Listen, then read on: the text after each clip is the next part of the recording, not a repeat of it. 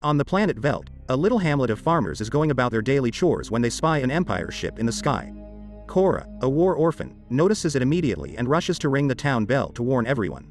Sindri, the local leader, gathers the villagers to discuss how to proceed, and Farmer Gunnar says they should welcome the soldiers because they will pay 3 times the price for their grain. Kora instantly objects, claiming that the Empire takes all they need by force and leaves nothing but wreckage behind. A dispute begins, but before they can reach an agreement, the Empire ships arrive near the town. Admiral Noble greets Sindri with a hug and tells them that they're on the hunt for a rebel group led by the Bloodaxe twins, but his force is hungry. Sindri lies and tells him their soil doesn't produce much, thus the hamlet only has enough to eat. Noble doesn't believe him and points out that everyone appears to be healthy and well-fed, so Gunnar intervenes with an explanation. He tries to explain to the Admiral that Sindri was merely trying to conserve food for the winter in order to safeguard the town, but he's willing to sell some to Noble for a good price. Noble, enraged at being duped, grabs his cane and begins beating Sindri to death. When Sindri's wife approaches him, a guard kills her as well with a luminous blade. Then Noble says he'll be returning in 10 weeks to finish the harvest, regardless of whether there's anything left for the locals.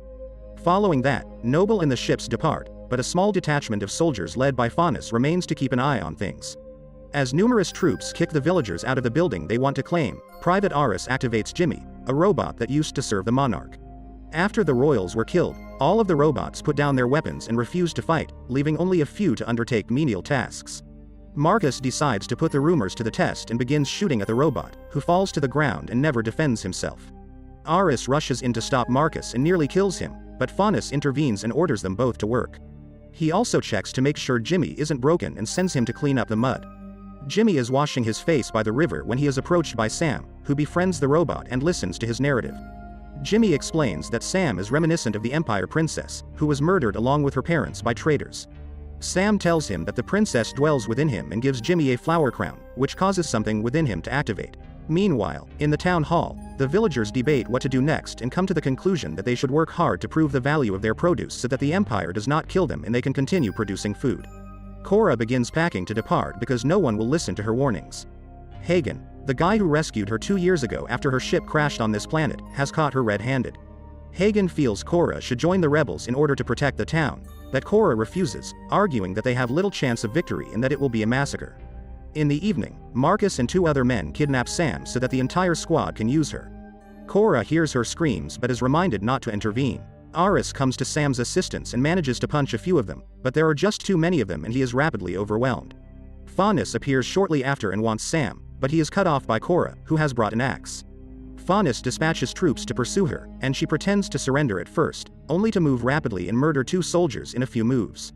Kora appears to have a lot of combat experience and isn't worried about going up against a group of privates, using their weapons against them, and even tossing dirt to create a distraction.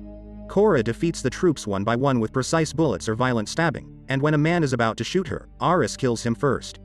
Marcus then attempts to start fire on her, but Kora quickly disarms him and leaps on him, shooting him in the head. Kora and Aris can now work together to surround Faunus, but he's holding Sam at gunpoint, so they can't react.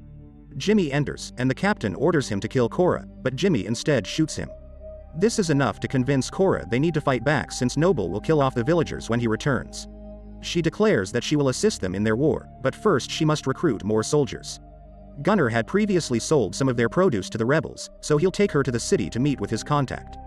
Before they depart, Hagen hands Kora the special rifle he discovered on her spacecraft. Kora leaves Veldt with Gunnar to seek out a group of insurgents called the Bloodaxes who may aid them against the forces of Balisarius. Kora tells Gunnar about how she witnessed the slaughter of her community at the hands of the tyrant when she was a child, and she was faced with an opportunity to kill him when confronted with him, but her weapon was out of ammunition.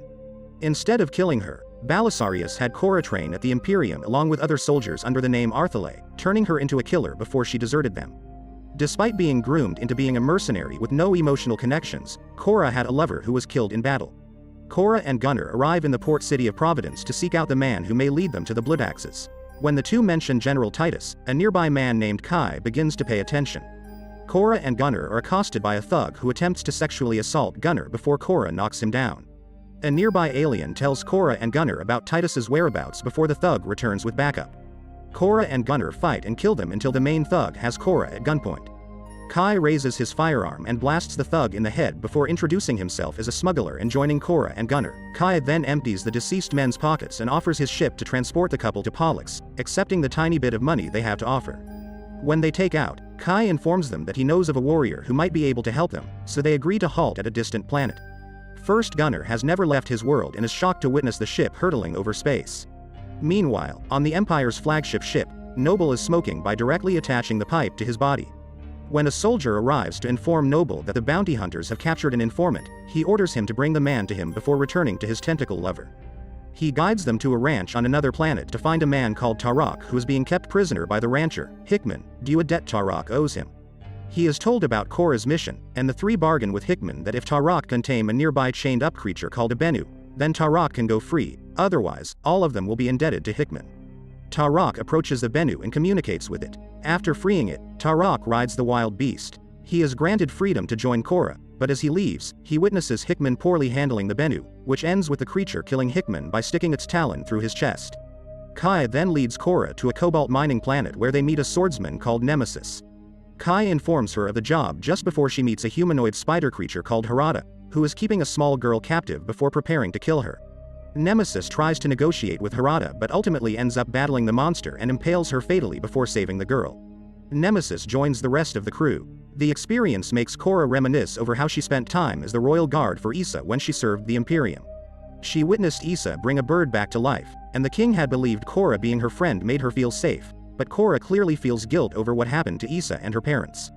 The crew goes to a moon that holds a gladiator arena where Titus is. Once an Imperium general, he now lives disgraced on the streets and works as a prizefighter after his previous failure in battle. While Titus remains ashamed of his past, Kora convinces him to fight back so he can get his revenge. The crew then goes to the planet Chiron, where they meet King Levitica so that they can meet the Bloodaxe siblings, Darian and Devra, in the hopes that Gunnar's previous connections with them may give them a chance at convincing them to join their rebellion. The two have no desire to help until Kora gives them a speech. Darian then gives his own speech to his clan, with half of them joining him and the other half going with Devra. Noble and his crew, the King's Gaze, have been tracking the Bloodaxes and later turn up on the scene after the insurgents retreat, and he kills Levitica. The army then finishes blowing up the area, and Noble receives a message directing him where to find the rebels. A few hours later, the squad arrives in Gondoval and assists Kai in unloading the goods from a bridge.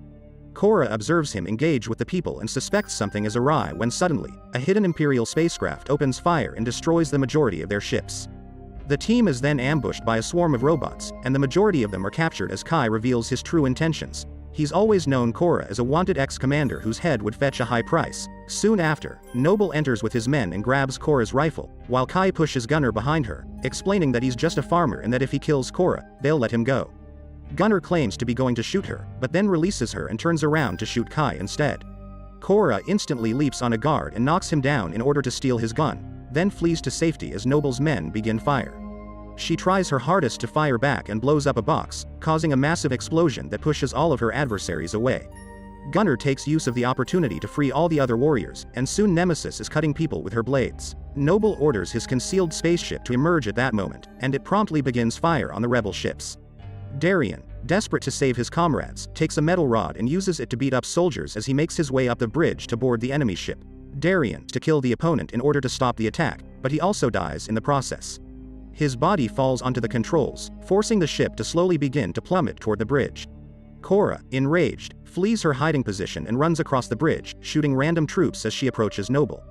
The ship then collapses and destroys most of the bridge. Kora arrives behind him, and a hand-to-hand struggle ensues, with both Kora and Noble throwing punches mercilessly. The fight continues, and Kora uses the rope to deflect Noble's cane, eventually snapping and stabbing him in the leg with a small piece. Noble tries to fight on, but he's too weak, so Kora breaks his arm and stabs him in the chest with the cane before shoving him off the platform. Tarok then uses extra rope to drag the platform across to the bridge and save Kora. The crew returns to Veldt and enjoys their temporary victory, but they are aware that the Imperium will soon retaliate.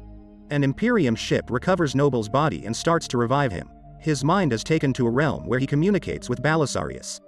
Despite thinking he will be happy to know about Noble finding Kora, Balisarius is instead angered and demands that Noble bring Kora to him so that he may kill her personally. Make sure to subscribe and turn on notifications to watch more videos like this.